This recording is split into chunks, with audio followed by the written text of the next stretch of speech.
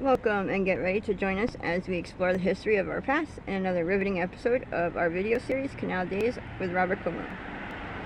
From canals, cemeteries, churches, and beyond, experience the landmarks and their stories that are the foundations of Massachusetts' rich history. Visit HolyokeCanalTour.org for more details, book private tours, watch the entire Canal Days video and podcast series, and get comfy and enjoy your personal tour right from your screen in today's episode of the Franklin Mill in Holyoke, Mass.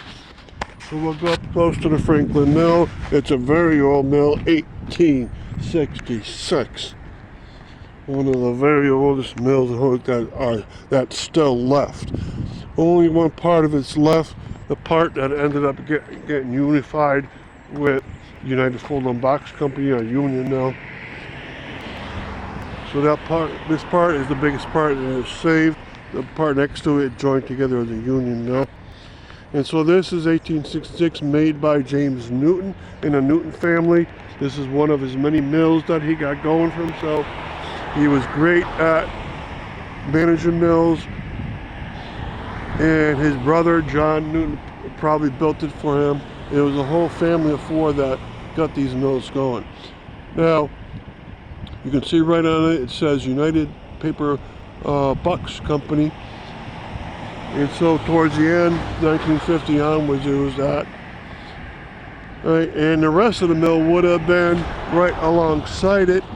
All that land there would have been smaller parts of the mills, like 4 more buildings would have been there.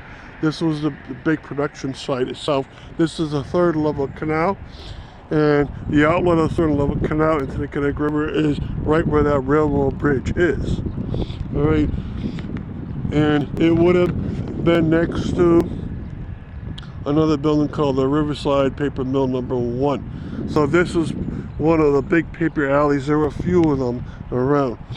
Now, James Newton didn't own it past the late 1880s. He had sold it off to a guy named James Ramage.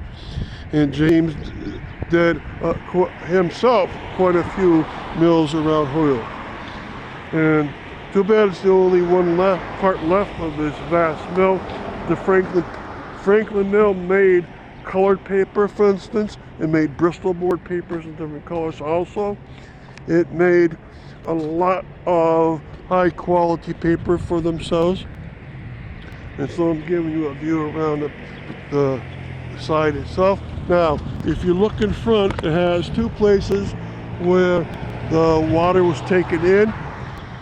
One of them is totally cemented up, the other one partially. You can see down below this last unit is a place water could have still gotten in a very recent year. That's where the mill took in water from the third level canal, used it, and then put it back out in the third level canal. Now the drop here is 30 feet, so the amount of drop they got from the water was quite big. And that's why these big mill owners like being around here.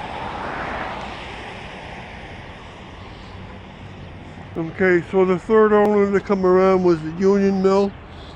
And then later the fourth owner to come around was United Folding Box Company.